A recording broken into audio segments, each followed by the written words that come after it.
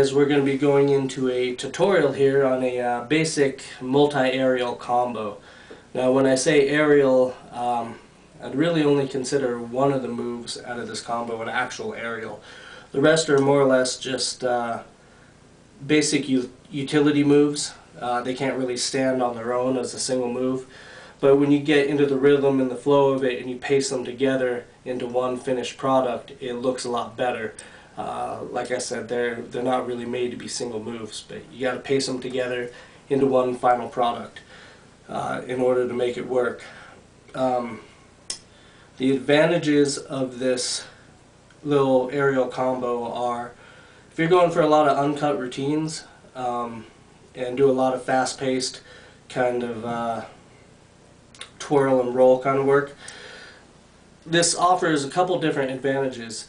First of all, it gives you a little bit of a break for your fingers. If you're going for a long, uncut, intensive twirl and roll kind of combo, and then you break into this aerial combo, it gives your fingers and your hands a chance to rest before you get back into it. Not only that, but it provides a visual break for your routine.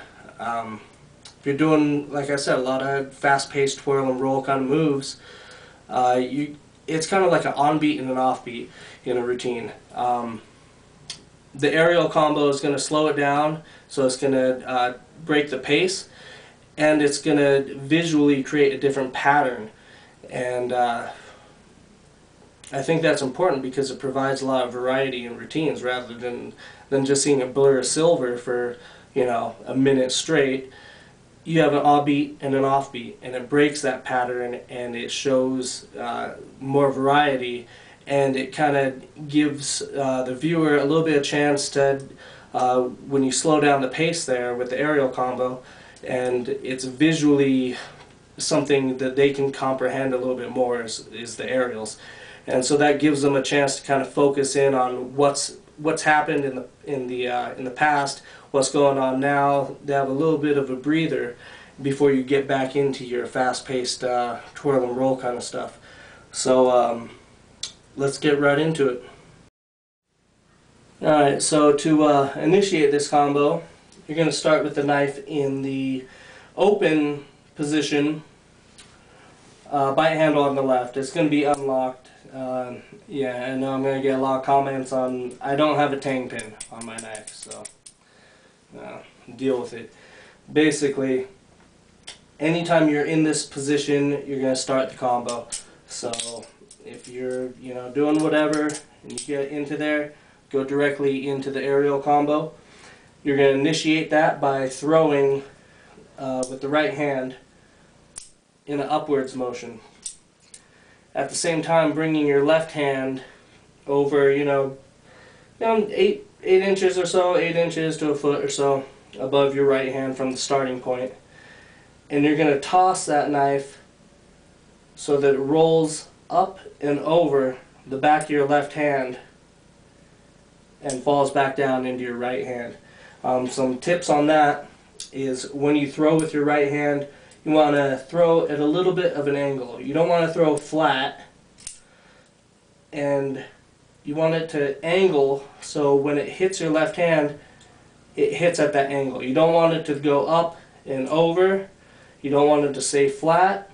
You want it to angle so it can initiate that roll. And you're going to move your left hand upwards a little bit to help facilitate that, so it rolls up and over. Now, I personally like to do this kind of a slow kind of roll. I don't like it really fast over the back of my hand. I like to really break the rhythm here and the set pace of the routine. So I like to do a nice slow kind of roll over the top. So it would look like this. From there, you're going to immediately go into the second phase where you would take your left hand on the flat edge of the blade here and place it right on the tip of the blade. You're going to be pushing down with your left hand, up with your right hand, kind of a levering action. And you're going to project that knife upwards into a vertical position, whereas you would catch it with your right hand by the handles. So that phase would look like this. Now from there, you're going to go immediately into the behind the back throw. From an open, unlocked position. This is a lot easier than you think it is. Basically from here, you're going to kind of cradle. You're not really pushing down with your thumb. It could be on the side here with your index and your thumb kind of holding those handles together as you get ready for the release on it. But you're kind of cradling it up, and you're going to spot it right over your shoulder here to make sure you get the right kind of trajectory on it. And you're going to let go and let that travel over your back where it would be falling down, and you would catch it with your left hand by the handles in the same open position with the blade facing away from you. So that would look like this. Once you land from there, you're going to bring it up, bring it around the left side of your body, and as you do, you're going to want to keep the blade facing to your right side. Naturally, you would bring it out with the handles facing out. So as you bring it around to your left side, you want to twist and bring it with the blade side out and toss it upwards. As you toss it upwards, in this kind of motion, you want it to roll over the back of your right hand here. So as you bring it, you toss it. That's the subtlety, is it comes up and it rolls into your right hand there. And then from this point, you're pretty much done with the combo. You go wherever you want to from here,